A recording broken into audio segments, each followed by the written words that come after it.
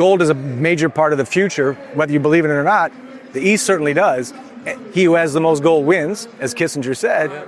But he also said, be careful if you revalue gold, because what if some other country, if we revalue gold at 20,000 to cover some of our M0 deficits, well then that's a new floor. But then what if China does have more gold than us? Then who has the leverage? I don't know.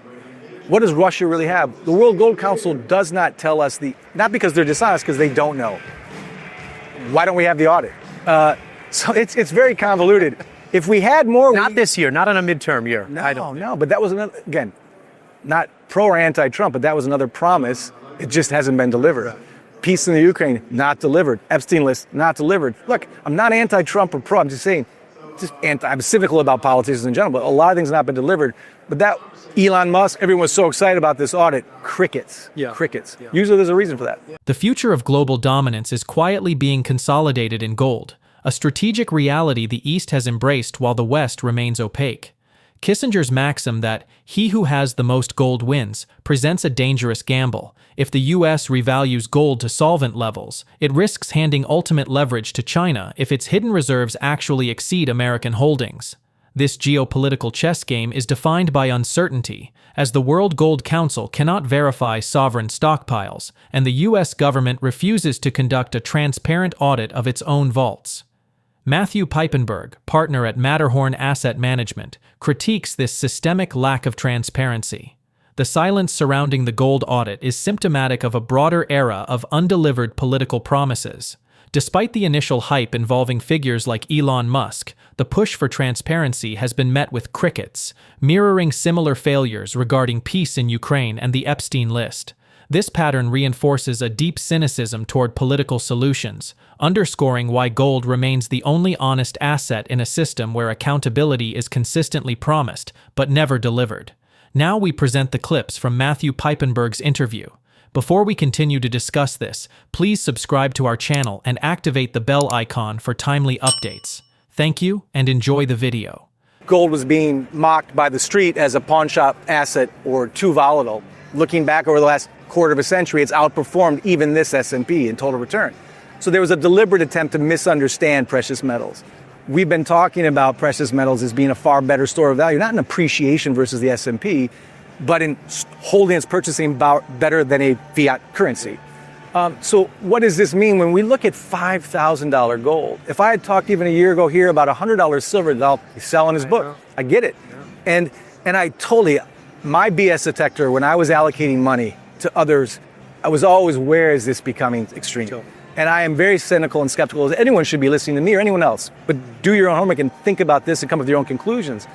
But what we're seeing really in this, what John Rubino rightly called just a horizon of distrust across everything, whether it's left or right politics, whether it's globalism, whether it's immigration, whether it's social unrest, we all have a different opinion. We just don't trust the decisions, and we argue about that. But I think when you look at $5,000 gold, you say, this is a bubble. This looks like NVIDIA. Or this looks like Lucent or Qualcomm or Amazon circa 1998. I get it, but it's actually much more disturbing than that. Again, take out my bias if you can. Yeah. It's what we're seeing with $5,000 gold isn't a sign of how bubbly gold is. It's in a bull market. It's a difference. The reason it's in a bull market is not that $5,000 gold should shock you. What should shock you is how bad fiat money has got, that gold has to be 5,000. It's not just a bunch of retailers going crazy to follow the trend. The bulk of this demand is coming from central banks. Yeah. Retail sector is hardly allocated at all. You see it on news. It's nothing compared to what central banks are buying. And again, when did Noah build his ark? Before the rain. When do you load your gun? Before combat. When do you stock up on food? Before the snow. What we've just been seeing since we weaponized the U.S. Treasury and the world reserve currency in 2022 is a tripling of central bank gold buying. It should be a massive headline. Why are they doing that? They're building the ark before the rain. They see the rain coming. What are they building that ark with? Gold. I'm sorry, I may be a gold guy, but that's not a bias. The world sees this. The BIS sees this. Ray Dalio sees this. Druckenmiller, Paul, it's not just the gold camp. Even Morgan Stanley sees this. So again, get past, he's selling me something, do your own homework. $5,000 gold, of course it's disturbing, but as many of us and we meant this, I'm not hoping gold gets to 10,000. I'm afraid it is, because if gold gets to 10,000, what that symptomizes, what the symptom of that is a credit system literally burning right in front of our eyes, and a currency system melting in front. And it has been slowly since 1971. Now it's happening exponentially. And that's the real issue. It's the currency. It's the currency derivative of the debt market. It's the explanation of this gold market. And of course, the Comex can't keep up. You look at the BRICS, Enbridge, all these discussions, de-dollarization that's been here since 2022. We all get it. It was never going to be a BRICS-backed currency, a gold-backed BRICS currency that all the BRICS nations and what they did, because the BRICS countries don't necessarily trust each other, but they do trust gold. And what they're coming up with, slowly but surely, in the laboratories of their long-term thinking, is making gold 40% of any net trade settlement in the BRICS world. So they'll do regional currencies and regional trades on anything from energy to widgets, and then they'll net settle that in gold, which is a brilliant idea. Yeah. That way, each nation has the right to still debase its own currency, because every debt-strapped nation eventually wants the freedom to debase its currency in an emergency. If you have a gold-backed currency in those nations, you can't do it. So that's being realistic. But if you're going to trade, you've got to have a real asset, a coverage, and that's gold. Even the IMF during the COVID hysteria, when they were talking about the new Bretton Woods 2.0, they said in their little chart, if you watch their video, at the bottom of that chart is gold in the new central bank digital currency dystopia. The only good part of that, for it to have any credibility, it has to have some gold coverage. So gold doesn't become a new currency, but it becomes a part of the ratio. And it's emerging everywhere. And again, that explains why the bad guys are stacking up. 100%. Watch what they do, not what they say. Yeah. I'm not a fan of any of these parties. Yeah. But you can't deny, don't fight the Feds, don't fight the central banks. They're stacking for a reason. It's not just because it's a trend. Well, you could reprice gold. You could take the 260 million ounces in the US, reprice from $42 to whatever price at spot, or maybe higher. And that's a little QE with gold. That takes some of your debt level dents down. That's a whole other conversation. Yeah. But in the meantime, gold will give them some liquidity, but what they'll probably do is they'll just inflate away their debt by debasing the currency and lying about inflation. That's the current mode. And then eventually we'll make it more digital. Yeah, CBDC, that type of... Some type of dysfunctional reset where Bretton Woods comes in and we say they'll blame it on anything but themselves. Before it was COVID, then it was Putin, and next it'll be Venezuela. Who knows? They'll be a bad guy. It will never be the bathroom mirror of the very policymakers who for decades have driven us into this wall, in particular the US and the Fed. Yeah. Who's going to replace the dollar for the world reserve currency? Who has a better bond market than even our bond market? China doesn't. Yeah. Who has more? Even with us, even with Trump and all the distrust, the US has some more credibility than any other nation. It also has the cognitive, the memory of it, the muscle memory of it. But its share of FX reserves is getting lower and lower, but it's still a major part of FX swaps. It's still critical to the U.S. Treasury is critical to derivatives trade, which is another topic of risk. But no, the dollar's not going to be replaced. The Chinese and Russians aren't stupid. They're not going to try and beat the dollar. They're going to go around the dollar, just like a good army would do if they hit a wall like the Maginot Line. They just go around it. They flank it. Well, we don't really know who's taking delivery off the Comex and my guess is if I were Jamie Dimon, it'd be Jamie Dimon. He's not stupid, and so that's the great mystery. First of all, let's just do a frickin' audit. Come on, if gold is a major part of the future, whether you believe in it or not, the East certainly does. He who has the most gold wins, as Kissinger said. But he also said, be careful if you revalue gold, because what if some other country, if we revalue gold at 20,000 to cover some of our M0 deficits, well then that's a new floor. But then what if China does have more gold than us? Then who has the leverage? I don't know. What does Russia really have? The World Gold Council does not tell us not because they're dishonest, because they don't know. Why don't we have the audit? So it's very convoluted. If we had more... Not this year, not in a midterm year. No, but that was another, again, not pro or anti-Trump, but that was another promise. It just hasn't been delivered. Peace in the Ukraine, not delivered. Epstein list, not delivered. Look, I'm not anti-Trump or pro, I'm just saying, I'm cynical about politicians in general, but a lot of things have not been delivered. But that Elon Musk, everyone was so excited about this audit. Crickets. Crickets. Yeah. Usually there's a reason for that. Yeah. For years, when everyone asked me a price target, I always say, and it's not to avoid the question or evade the question, I say it's going to be meaningfully higher because paper money is going to get meaningfully weaker. And when you're measuring a price in any asset, including gold and silver, in a fiat currency, it's like trying to put a hockey puck into a moving net or throw a pitch at a catcher's glove that's moving. You're just measuring in something that's inherently melty. You can measure it in, Zegan says, chickens or barrels of oil or real estate. But again, $5,000 or $7,000 gold as a price target is a smoke signal that's really not about the gold and silver that we're price targeting. It's about how much we distrust the underlying currency. And we have the muscle memory of most people are good. They trust their central bankers and politicians, not because they're stupid or are naive. They just assume that everyone would say the truth. When you've been in our game, a veteran of this combat long enough and looked under enough hoods, that trust died a long time ago. And in a sense, you're an insider. So, and believe me, many of my clients are bankers and hedge fund managers. They're in the system, they don't trust it. So what have they been stacking for years? Gold. So when you have the advantage of being a combat veteran of that space, you know what ammo to use, which grenades don't work, which trenches are safe, which trenches are dangerous. That's not genius, it's just experience. And you try to convey that to other people, and you make them hope they believe you, but if they don't, at least look into it. Don't just be cynical. I would be cynical. I'm the first guy to question anything sold to me. But it's history more than it is economics. It's basic math. And it's the history of currency destruction to monetize debt gone wild. And the fault of that lies in our policymakers exclusively. And this independent beast from Jekyll Island, it's called the Federal Reserve, which is neither federal nor reserve, that sits on Constitutional Avenue and is a violation of Article 1, Section 8 of our Constitution, made legal by Woodrow Wilson in 1913 against his will. So it's a fascinating story. The projection of gold reaching $5,000 is not evidence of a speculative bubble, but a damning indictment of fiat currency failure. Since 2022, central banks have tripled their gold accumulation, effectively building an ark before the rain, while the retail sector remains largely oblivious. This massive institutional buying is a defensive move against a burning credit system, signaling that the smart money is positioning for a scenario in which debt is inflated away and paper currencies lose all structural integrity. Geopolitical strategies are now focusing on bypassing the dollar entirely. Rather than launching a single rival currency, the BRICS nations are moving toward using gold to net settle international trade, effectively flanking the US dollar.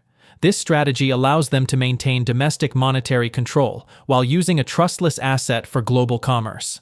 High gold price targets are merely smoke signals indicating a total loss of confidence in the Federal Reserve, which continues to drive the system toward a mathematical dead end through unconstitutional debt monetization. Let's get back to the interview. Well, look, as we were talking before this, things like quantitative easing, swaps, derivatives, the Comex, they're meant to be incredibly complex and kind of wonky, and they make your eyes roll. And so a lot of people don't see what I think was the headline of the year last year was the dysfunction in the Comex, as they should. They wouldn't see that. Why would they? I don't understand thoracic surgery, but if I had a lump in my throat or in my heart that was causing palpitations, some expert could probably explain it. So again, the Comex is the headline. Most clients aren't necessarily coming in with a sophisticated notion of the Comex, but they've read and seen enough of our reports that they get the main theme. And I think this is for your listeners important. Probably many of them already know this. Some will know the Comex better than us. Some won't know anything about it.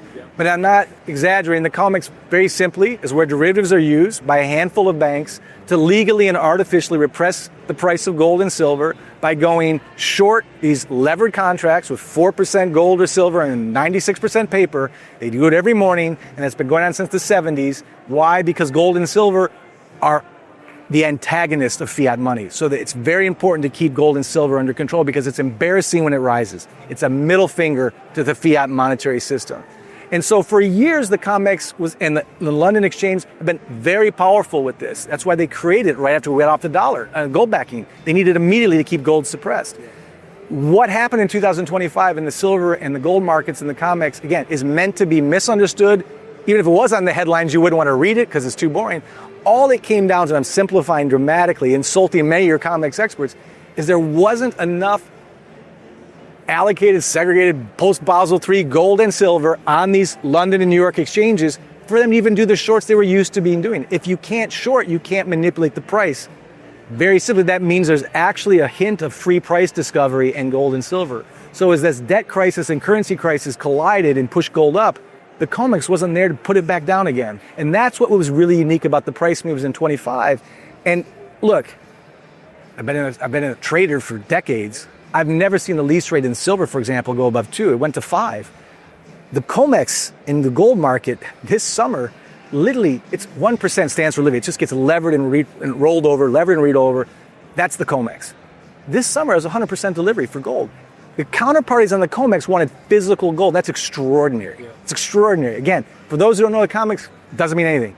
But what that signifies is after decades of price fixing, the counterparties would just rather have the gold, again, because they see the rain. They're building their ark. They have to. So what can the Comex do? And what I think, and the silver markets too, they've tried to manipulate it. They don't have the silver, so now they push up the margin prices. They're trying to come up any way. Maybe they'll have limit orders. Maybe they'll make it sell only. Is I think they're going to have a failure to delivery on the Comex and silver. And what that means, again, this is wonky to anyone else. The Comex is supposed to be able to deliver the counterpart of the silver if they want to take it out. It's not designed for that. It was designed for leverage. Not designed for a run. Not for design. And it's like, what's going to happen is going to be a cash settlement only, not an actual delivery. When that happens, that's effectively saying the Comex has failed. It's what it's contractually obligated to do. That a futures contract is not a contract at all. It's a cash settled bogus contract. That would have a contagion effect on other futures contracts, probably next in gold, then maybe in wheat. That could be that type of domino, '08 kind of moment. I'm not saying it will happen, but I think it very likely could. And if you see a failure of delivery on the Comex, that would be extraordinary because the derivative markets are sick. It's 10 times higher than it was pre-'08. And we have 4.4 times derivatives than we do actual assets in the world. Everything's financialized, extended and pretended, papered and levered. That is a complete clown show. Yeah.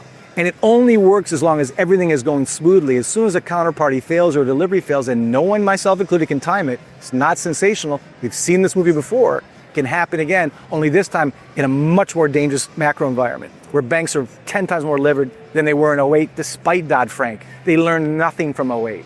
You know, how do I know? Even the dot-com bubble, I knew it was overvalued. I didn't know when it was going to pop on April 14th, 2000. I just got out. No one can time it. And my mentors in the risk asset space, where I gave money and where I was mentored, was guys like Jeremy Grantham. He's far smarter than me. Dalio knows these assets. But as Grantham said, you can identify a bubble all day long. No one can time one. And there's so many needles pointing to this. It could be an interest rate spike. It could be an official recession by the NBER, a deflationary moment. It could be a failure in the derivatives market. It could be banking failures. You've got 800 million ounces coming out of the ground in silver. You've got banks with 4.4 billion ounces of shorts against it. If those banks get in the short squeeze on silver, they're going to fail. Has that ever happened before? Yes. We've learned nothing. It's out of sight, out of mind. The headline of the year is the silent dysfunction of the Comex, where the decades-old mechanism of suppressing precious metals via 96% paper leverage is finally breaking down. A critical shortage of allocated physical inventory, exacerbated by Basel III regulations, has stripped banks of the ability to execute their usual shorting strategies. This loss of control is evident in historic anomalies, such as silver lease rates spiking above 5% and gold delivery demands hitting 100%, signaling that counterparties now demand possession over paper promises. This liquidity drought points to a catastrophic failure to deliver, in which the exchange may be forced to settle contracts in cash rather than metal. Such an event would expose futures contracts as bogus paper instruments, potentially triggering a contagion effect across global derivatives markets, similar to the 2008 crisis. With banks holding short positions that vastly exceed available silver supplies, a delivery squeeze threatens not only exchange solvency, but also the broader financial system. Still, the stability of the banking institutions themselves is creating a macro environment far more dangerous than previous bubbles. Share your thoughts on his analysis in the comment section below. If you find this video informative, please support us by turning on notifications to stay informed about our latest videos. See you in the following video. Thanks for watching.